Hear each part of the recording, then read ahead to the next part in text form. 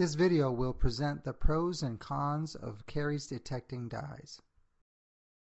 In 1972, Fuchsin Red was introduced as a stain to demonstrate remaining carious dentin.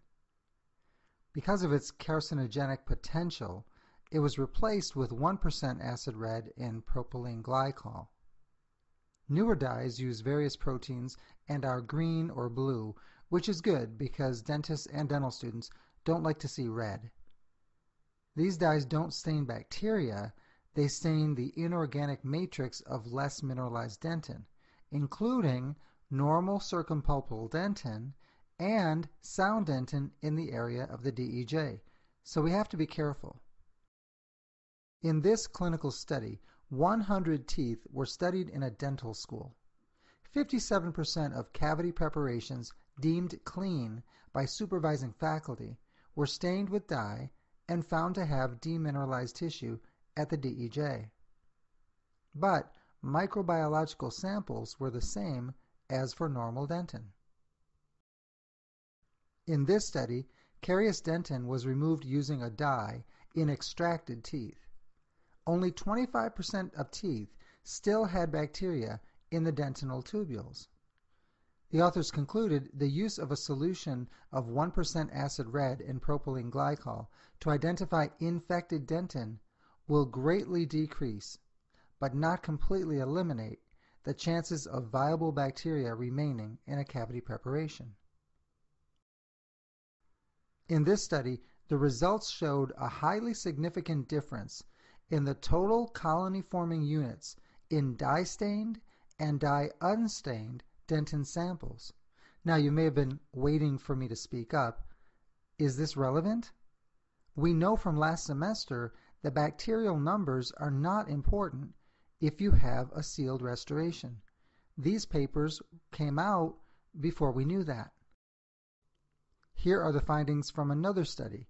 It is concluded that the conventional tactile and optical criteria are satisfactory assessments of the caries status of tissue during cavity preparation, and that subsequent use of a caries detector dye on hard and stain-free dentin will result in unnecessary tissue removal.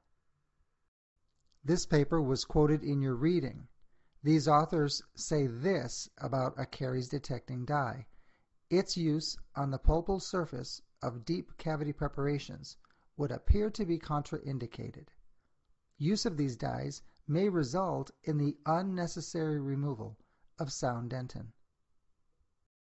Using a caries dye in extracted carious teeth, these authors found low objectivity.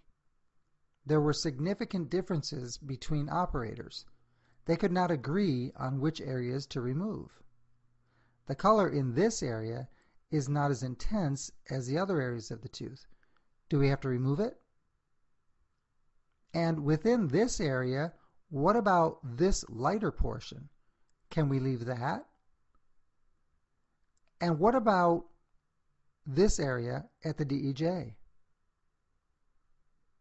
This paper looked at a newer dye that had just been introduced. Quadrant carie test was used to slowly remove carious dentin in extracted teeth. As dentin was removed, it was examined microbiologically. It was concluded that the new caries indicator is well applicable during the cavity preparation to demonstrate infected dentin. But is this relevant? Again, we now know that this is not a relevant concern. Here is an even newer dye that is apparently more specific for actual carious dentin. Caries check was evaluated in carious extracted teeth.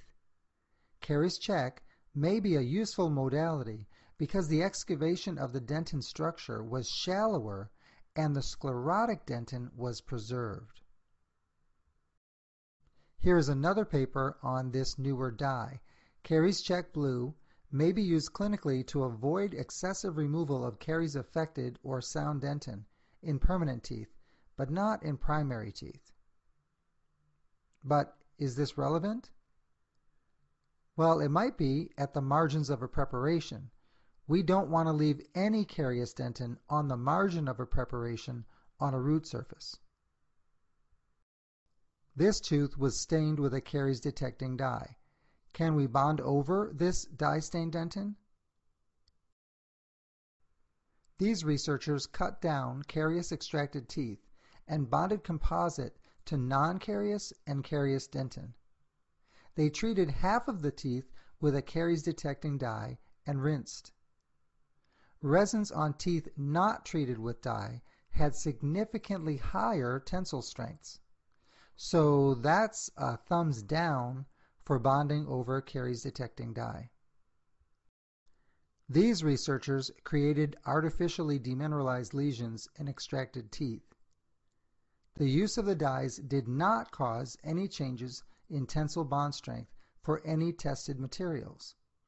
So that's a thumbs up for bonding over a caries-detecting dye.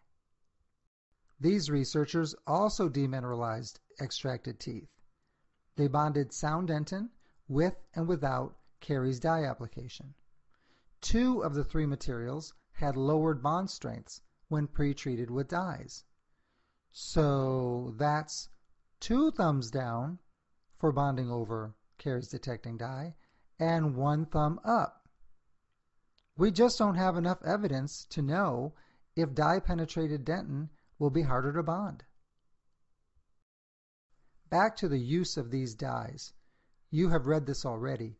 The routine use of these dyes, without an understanding of their distinct limitations, will result in excessive removal of totally sound tooth structure and increased likelihood of mechanical pulp exposures. Here are the uses of caries indicating dyes. To visualize carious dentin under cusps. It is very common to leave soft dentin under a cusp, and a dye can help you visualize that. Likewise, you have to make sure you have sound margins, and using a dye can help you make sure that you have caries-free margins for your restoration. To locate fracture lines, the dye will go into the fracture line, and that will help you locate it. Also, to locate canal orifices.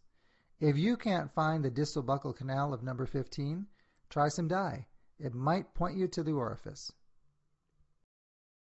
And here are the disadvantages of these dyes. They can create false positives near the pulp. Not good. They can create false positives at the DEJ. They could cause unnecessary removal of caries-affected dentin, which could be retained and remineralized. And lastly, if not removed completely, we're not sure, but they may interfere with the bond. I poll dentists who take my CE courses, and most of them are not currently using these dyes.